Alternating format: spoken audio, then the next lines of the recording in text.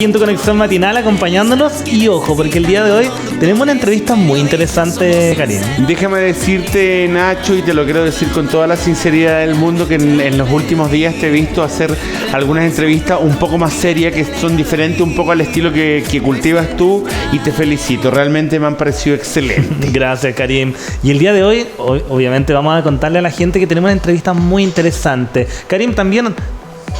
últimamente se ha hablado mucho de esta película documental que es La Memoria Infinita. Sí. ¿No? Sí. Que obviamente nos ha hecho a muchos chilenos, a muchas personas, hacer también mayor conciencia de lo que es el Alzheimer, cómo afecta también a sus cercanos. Sí. Porque hoy también estamos conmemorando este Día Internacional del Alzheimer. Y nos vamos a conectar también con un doctor que nos va a explicar todo eso y mucho más. Le vamos a dar la más cordial bienvenida al doctor Alejandro de Marinis. Él es neurólogo de Clínica Universidad de los Andes. ¿Cómo está, doctor? Bienvenido. Hola, doctor. Hola, ¿qué tal? Buenos días, Ignacio. Buenos días, Karim. ¿Cómo están? Muchas gracias por la invitación. Muy bien, doctor. Qué gusto tenerlo acá. Doctor, quisiéramos primero que nos explicara de una manera bastante macro qué es el Alzheimer. Bueno, el Alzheimer es una enfermedad que se incluye dentro de un grupo más amplio de enfermedades que son las demencias. Y con esto nos referimos a personas que van perdiendo sus capacidades cognitivas, como la memoria, la capacidad de atender, la capacidad de funcionar, en el fondo, con todas las capacidades mentales, y que cuando estas enfermedades progresan, además afectan la conducta de las personas. Empiezan a tener conductas inadecuadas o a activarse en el sueño, etc. Dentro de ellas, la enfermedad de Alzheimer es la más frecuente, son alrededor del 60-80% de los casos, y muchas veces se acompaña también con un elemento de lo que nosotros llamamos demencia vascular, es decir, con pequeños infartitos de las arterias más chiquititas en el cerebro, que se producen por los factores de riesgo que ya vamos a conversar en un minuto. Wow, increíble cómo también estas partículas comienzan ahí a afectar. Doctor, también, ¿a quiénes podría afectar esta enfermedad?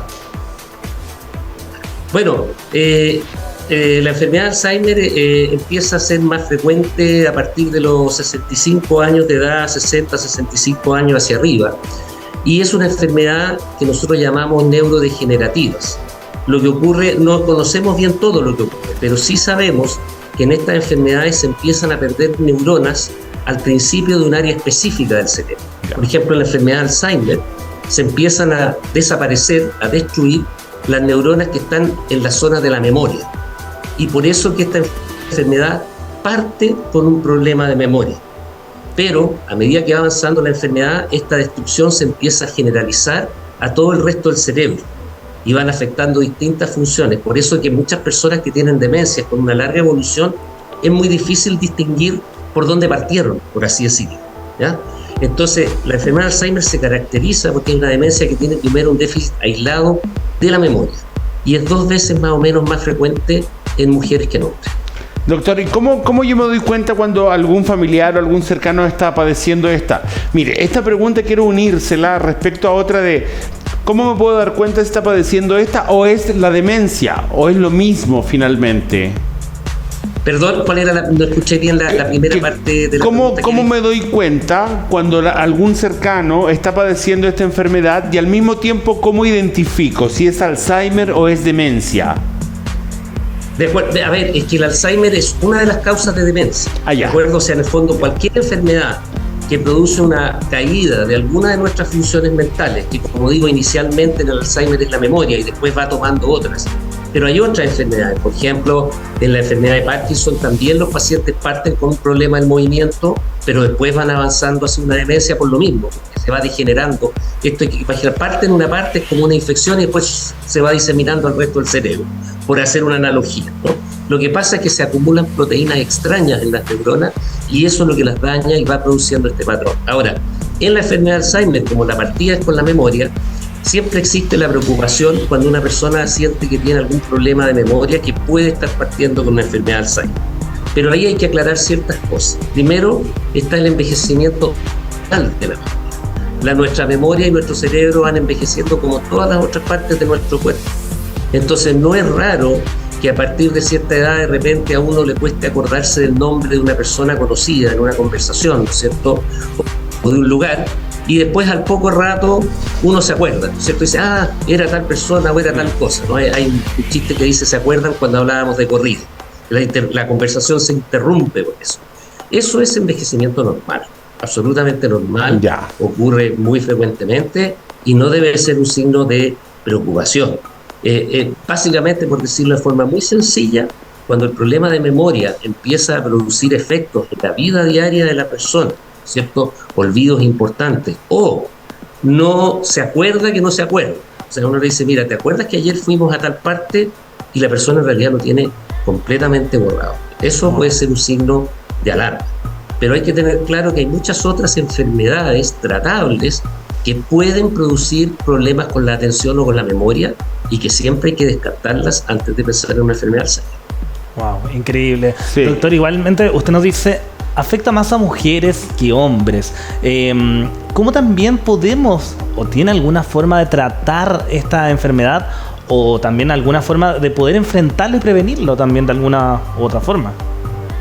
Ciertamente, lo más importante en la enfermedad de Alzheimer es la prevención.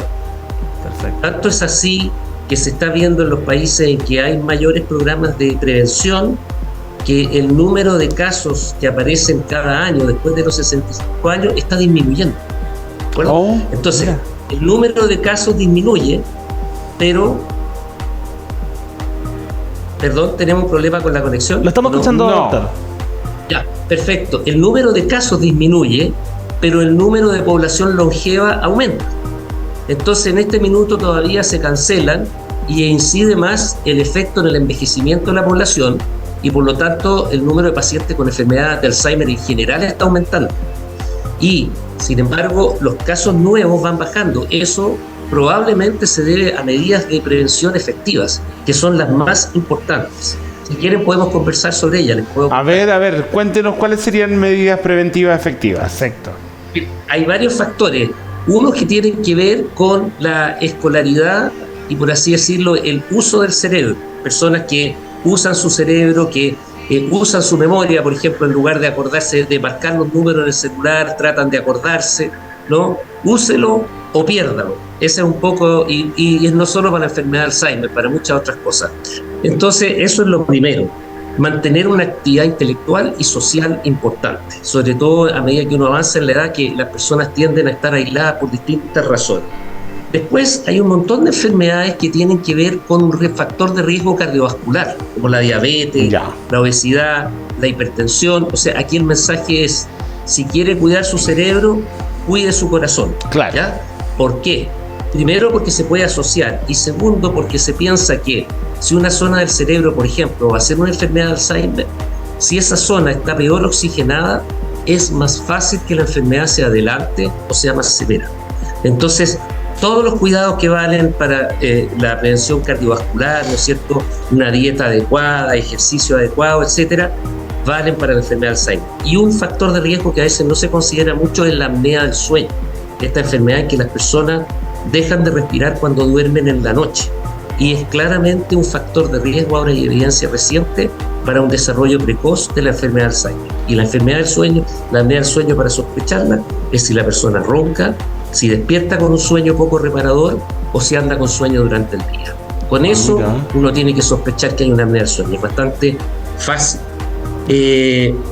Y eso se ha visto que tiene un efecto incluso hasta en un 35% de reducir el riesgo de la enfermedad de Alzheimer. Doctor, quiero hacerle dos consultas así rápidas respecto a esto. Primero, ¿es hereditario? Y segundo, ¿influye que las personas tomen muchos calmantes, ya sea para dormir, para la ansiedad, para lo que sea? Eso que hay mucha gente que el clonazepam, que el tricalma y eso, ¿influye? ¿Dónde estoy acá? A ver, los calmantes influyen en el momento que se toman, sobre todo las conocidas benzodiazepinas, ¿no?, como el clonazepam, el Rivotril, todo más. Durante el momento en que se toman, sí pueden bajar las capacidades de memoria, pero cuidado, no es que produzcan un daño de memoria permanente. ¿De acuerdo? Porque también ahí hay un mito. Por lo tanto, sí hay que evitarlos en los adultos mayores, porque claramente pueden tener un efecto perjudicial, pero también ahí, de la mano médica, hay que establecer costos-beneficios. Esto es muy frecuente en los adultos mayores porque tienen muchas enfermedades, toman muchos medicamentos, entonces a veces uno tiene que tomar decisiones con los dos lados de la balanza. Pero en términos generales, si estos fármacos se pueden evitar, hay que evitarlos. Perfecto. Doctor, igualmente, volver a hacer la pregunta es importante y mucha gente a lo mejor tiene la duda en la casa. ¿Es hereditario esto? ¿Podemos tener, por ejemplo, no es necesariamente que nuestros padres o nuestros abuelos hacia atrás lo hayan tenido, pero por ejemplo yo, no sé, tengo actualmente 27 años, ¿puedo hacerme esta pregunta? ¿Podré heredar esta enfermedad si alguno de mis familiares lo tuvo? A ver, muy pocos casos, un porcentaje muy bajo de las enfermedades de Alzheimer se debe a factores hereditarios. Muy pocos. De hecho, estos pocos casos son los que han servido para hacer estudios de distintos tipos. En la inmensa mayoría de los casos es una enfermedad que no es hereditaria.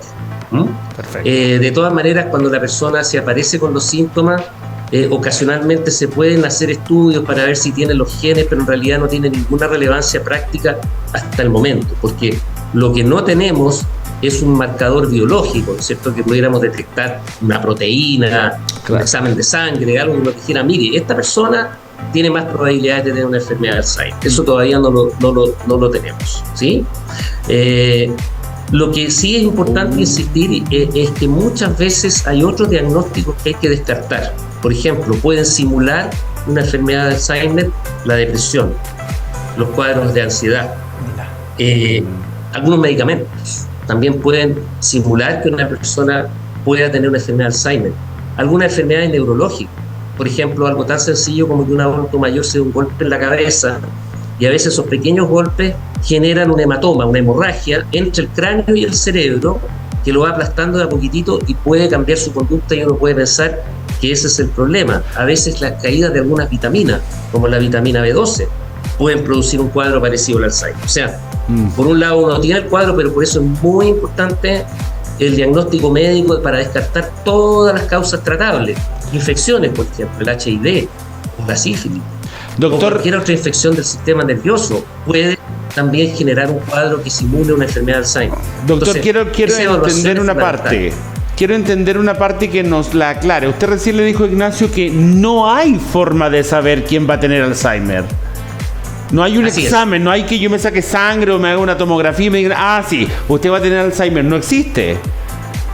No. Y ese es un primer objetivo que se ha buscado mucho, con mucho esfuerzo científico, incluso con muy buenas hipótesis. Una vez se pensó que se podía detectar, ¿no es cierto?, una proteína que precedía al Alzheimer, se hicieron grandes estudios y no se logró llegar a puerto. Eso es muy importante como un primer paso, porque si uno pudiera tener esa ventana, entonces uno dice, bueno, aquí yo puedo probar distintos tratamientos preventivos, que es el primer paso, ya que curativos no tenemos, pero no solo estos que hemos identificado, sino que a lo mejor algunos fármacos o algún otro elemento que permitiera a esas personas tratarlas con eso. Pero eso todavía, hay muchos estudios, hay muchos avances, pero todavía no tenemos algo que se pueda usar, al menos en la práctica clínica. Increíble, ¿eh? Muy bien. Pues. Está la suerte de la olla. Así es, pues, a todos nos puede tocar y es por eso el llamado que también aquí hace el doctor, también se hace el de la OMS, de tener también muy presentes el autocuidado, el ser preventivos con esto, doctor.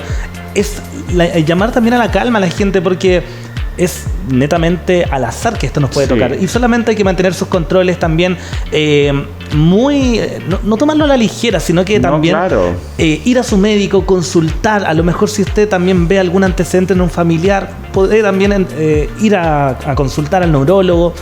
Uno está también ahí libre de poder hacer estas consultas, doctor. Sí, yo diría, más que buscar el problema de memoria, es detectar estos factores de riesgo, que son de riesgo general, ¿no? Acordarse que la hipertensión arterial no da síntomas. Uno puede tener presiones altísimas y pasar por años, y eso puede ser un factor que pueda facilitar la aparición de una demencia o de una enfermedad de Alzheimer. La vida sana, en fin, todo lo que todos nosotros sabemos, que a veces se toma dormir bien, muy importante.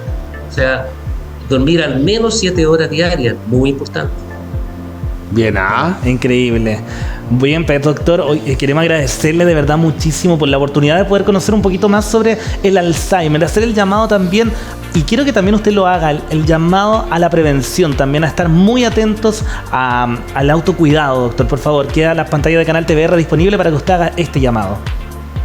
Bueno, ciertamente llamar a todas las personas a estar atentas a tomar los factores de prevención, a prevenir, es lo más importante en la enfermedad de Alzheimer, y ante cualquier duda de un problema de memoria, consultar porque es muy probable que la causa sea otra, ¿no? Más que la enfermedad de Alzheimer. Recordar que el Alzheimer está en el GES, por lo tanto no hay ninguna razón para que alguien que lo sospeche no sea primero diagnosticado como sospecha y segundo se haga un diagnóstico más profundo. Por lo tanto, ante cualquier sospecha está disponibles los recursos para buscar el diagnóstico. Pero estas medidas de prevención y de uso del cerebro y de vida social, cosa que es muy importante, tiene que estar presente. Y es lo más importante si a alguien realmente le preocupa la posibilidad de tener una enfermedad de Alzheimer. Perfecto. Super. Doctor, muchas gracias por esta entrevista, muchas gracias por esta información que sabemos que le va a ser de mucha utilidad a nuestros televidentes, sobre todo, bueno, no sé si la persona que tiene Alzheimer, pero si tienes un familiar, un conocido, un amigo, alguien que estés notando que puede estar padeciéndola o que definitivamente ya está diagnosticado. Gracias, doctor, por haber estado con nosotros. Muchas gracias. No, muchas gracias a ustedes por esta oportunidad para crear conciencia. Muchas gracias. Muchas gracias. Muy bien.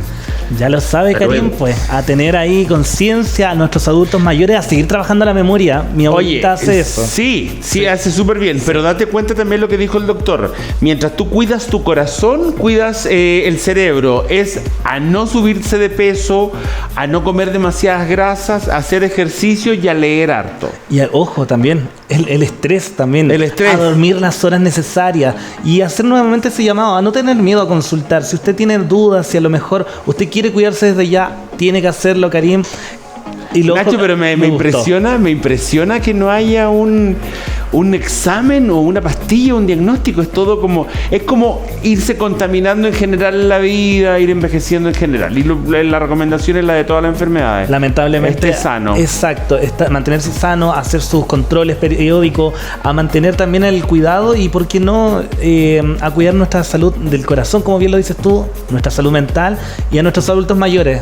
Hacer sopa de letras, aprenderse los números y desde ya, no comer tanta grasa. Sí, y desde ya aprenderse los números de memoria. Así es que invitadísimos todos en este Día Mundial del Alzheimer. Me hizo mucho sentido también la película de La Memoria Infinita. Oiga, yo le quiero agradecer a usted por ayudarme y por estar acá cerrando el programa conmigo. Hace mucho tiempo no estábamos en pantalla juntos, sí. Nacho, y realmente es un encanto